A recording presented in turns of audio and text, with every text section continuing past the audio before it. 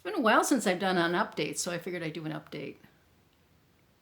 What am I going to talk about? I'm not sure. Okay, so it's the 3rd of January, 2020. Amazing.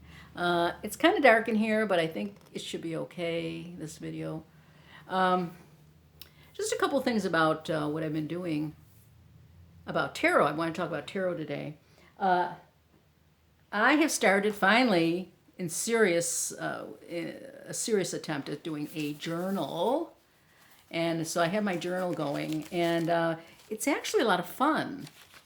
Um, there's so much information out there on each card. What I ended up doing, I ended up getting a deck, some decks from China that I thought, I have classes and stuff. If someone didn't have a deck, I could give them a deck. They were inexpensive. Turns out they were really made out of, they were papery. They were just paper. They weren't very nice, but they were still pictures. So I ended up cutting them up, not cutting them up, using one deck just for the book. So I have a pictorial, this is the Rider-Waite-Smith deck, but it's a nice picture on there that I can use. So I did that, and I worked on that one day. And then I've been working, I do pulls every day, and then I write in the book. And so depending on what I pull, that's the card that I discuss. I've been taking things from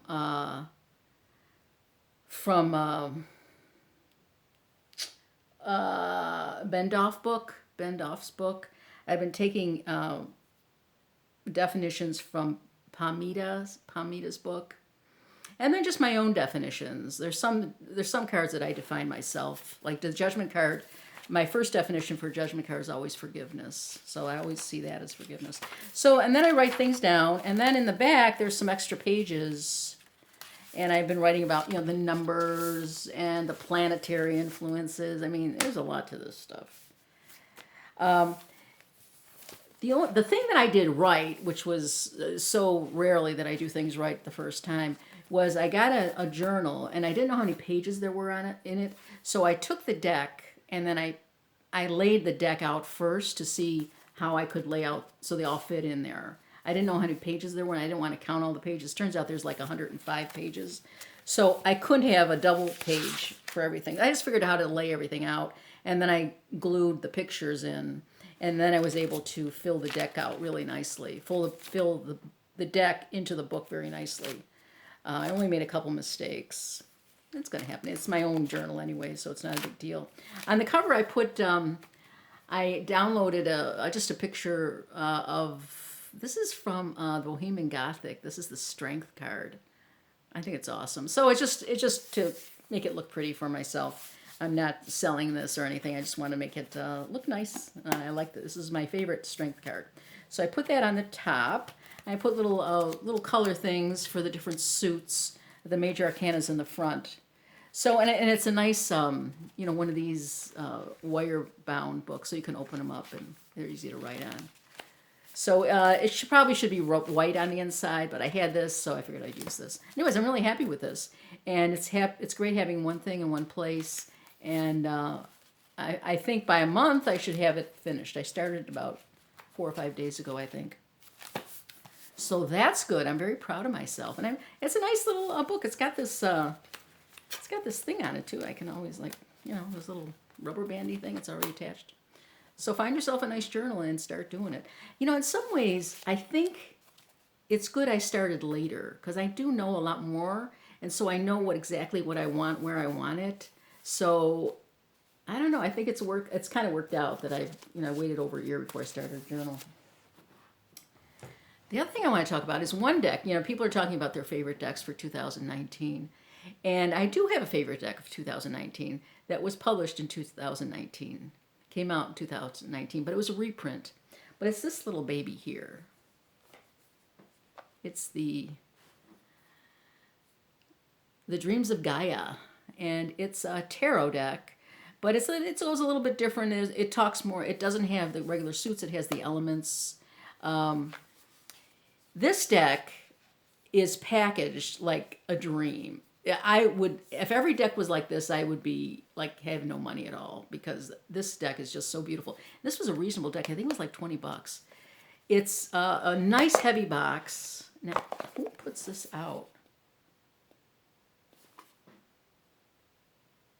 Is this, I can never see what I'm doing here.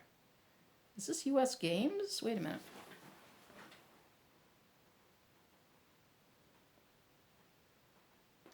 Now, it says Blue Angel, who's the author. She put this out?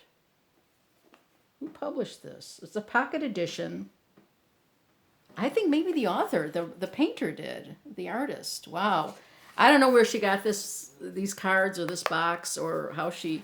So it's a small deck, which I like as far as the size. These are the size of the cards. It's almost like a playing card deck. They're matte. They're very smooth. They're just beautiful. Look at the backs. They're just gorgeous cards. Well, it's gorgeous paintings as well. These aren't necessarily in order. And it's her own system, but it is a tarot deck. I mean, you definitely a lot of people use this as an oracle deck, but you could definitely use it as a tarot deck as well. She has this wonderful little book. It fits in the box, and it's all keywords. So it's real easy to find things, and then you just look up the keywords. It's all keywords. She says, she's got some great things about. Now this deck has been around for a long time. I just got it. This is the first pocket edition. I mean, you can throw this anywhere, take it anywhere, and it's just nice and solid. So the first card is a 0 card. The choice card. Is that 0? I think it's 0. It's choice card.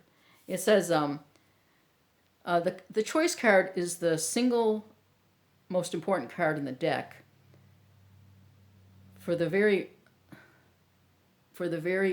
oh gee, I wish I had more light in here. For the very premise of Dreams of Gaia tarot. All things, everything comes back to choice. All that we are and all that we become is governed by the choices that we and those around us make, and how they in turn create and influence over our reality. So it's all about choice. And so she's got a really holistic take on this tarot and life and all that stuff. So it's really good. The suits are the actual elements. So like the 10 of Swords and the 10 of Air are very different, because air is thinking, is kind of if let's look at the 10 of Air. Give you a sense of how she writes. The 10 of Air. The key words are individuation, self-actualization, liberation, altered perception, new paradigm, great mystery, paradox, potential. So that's how her 10. It's not the 10 of Swords. It's the 10 of Air, and she uses the element of air to describe the number. So it's very cool and very readable, and I haven't used it yet because I just haven't gotten around to it. It's kind of a new system. But I just wanted to say that the cards themselves are just stunning. Okay, this is how thick the deck is. This is it's got extra cards. It's 80-some cards. I think it might be, I don't know, it's in the 80s. It's got 80-some cards. The Major Arcana's got a few extra. And the pictures are just like that. I know from just looking at it. I mean, he has a symbol of Earth, but the green cards are Earth. This would be a water. You can tell from the water. And there's also the symbol down there for water. Just a beautiful little deck. That's looks like a wand suit to me. Looks like flames. Now some of the cards, some of the meanings are similar to like a three of, like a cup, like an element or a cup, but a lot of times they're not. That's got to be an earth sign. That's a Major Arcana. Not sure what that is, but that's a Major Arcana. And she's got like she divides it into the Major Arcana is you have your choice card, which is the 0, which is the choice card. Then you have the stages of life, and those are like all the people kind of. Then you have the reasons for being, and those are knowledge, wisdom, love, healing, union, self-abundance, destiny. And, that's kind of cool. And then she has influences. So it's a really interesting way of presenting the tarot. Very readable, I would think, once you get used to, what the meanings are. Then she encourages you to, look at the book for the meanings, but then, go, once you're comfortable with the book and the meanings, go with your intuition. So that was cool. So then, what else did I do? So I'm doing the journal, so now I'm doing different readings. I just decided, because I watch a lot of political readings online, and they've been so much fun. So I decided to try my hand at it. And so I'm doing Trump readings, and it's been a lot of fun. And I've been getting a lot of hits on it, so I'm going to keep doing it. I'm trying to do it once every 10 days. So we'll see what happens. And the other thing I'm doing with the readings, and it's something that I just started doing, so this is progressing with my readings, is I'm using clarifiers. And so that's kind of filling out my reading ability by using clarifiers. Right now I'm using it's called the horseshoe spread, which is kind of like a modified Celtic cross. And then when I pull cards, I also pull clarifiers, 3 for each, usually 3 at a time, to clarify the position in the card that's already been pulled. I don't know, it's crazy. I'm getting good at this. Anyways, it's a lot of fun. Now, so I'm doing Trump, and it's got a lot of. Now I'm thinking of doing the women of Trump. Like doing a monthly Melania, a monthly Ivanka, and a monthly Kellyanne reading. I think that would be fun. I don't know. We'll see if I do that, but that's my plan. So I'm up in my game with the tarot, man. I'm just going through the roof with this. I got my journal going. I'm learning all kinds of taking information from all different kinds of decks. I think I want to work a little bit with this Dreams of Gaia tarot, and I think I want to go back to my Bendoff and the Marseille. I'm thinking also of having, I had a home study group, and I was contacted by some people that want to come back and maybe just talk about tarot, and it'd be nice if I could have a home study with Bendoff. That would be really cool if I could do that. Because I was fascinated with, I love his book, but I was really fascinated with Jodorowsky's YouTube channel, who is Bendoff's teacher. And he's like in his 90s, and he has a YouTube channel. He reads online. You could see him. He's great. He's just great. He just uses the majors to read. So that's something to check out online. Okay, I think, what else do I have to say? We survived the holidays just barely. I got a little, I don't know if you really want to hear this story, but I'll share it with you anyways. So I had people over, and I was out of town for a little bit, and I came back, and, Thanksgiving was late, and I didn't get the tree up. I mean, Christmas came so quickly this year. So I didn't, so I was buying a lot of stuff instead of making things, And I didn't want to buy this cake that I get at Aldi's because it's so good, and I always end up eating it myself. So I figured, no, I'm not going to do that. I'm just going to buy chocolates. I'm just going to put chocolates. So at Christmas, we'll have our dinner, and then I'll just put out chocolates. Chocolates and coffee. I mean, that sounds fantastic. So then I went and got the chocolates, and then I bought chocolates for my neighbor. So that was a good deal. I got chocolates for my neighbor, and I didn't buy the cake. And then after a day or two, I was thinking about my dinner. I said, maybe I should have ice cream, because ice cream, it's good to have, you just cleanse the palate and have a little ice cream. So I went to the store and got some ice cream, but then they had 3 for $10.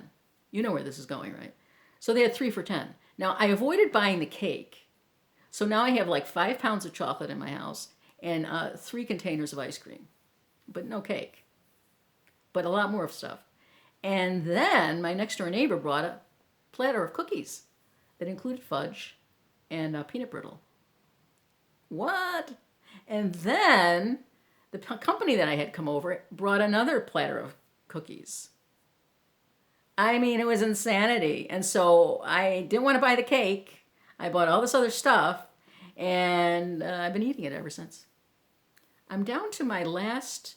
I have that one big bar of chocolate with filberts, and then I have some chocolate covered almonds left. I think, and then there's one thing of ice cream. So that was a bust. I'll never do that again. Just get the cake. Just get the cake. Put the cake in the freezer. If they don't want the cake, then I can eat the cake. But I'm not eating all this other stuff. I learned my lesson. I was wrong. I was so wrong. Anyways, I hope you survived, and it's a brand new year. I'm very excited about 2020. It's nice. It's easy to say, and I think it's gonna be a good year. I've had some doozies in the last couple, so I'm hoping that this is gonna be, a little better. So we'll see. Anyways, Happy New Year. Have a great month, a great year, and thanks for watching. And we'll see about. We'll check out the women of Trump at some point. I'll do one or two for sure this month. Have a great day.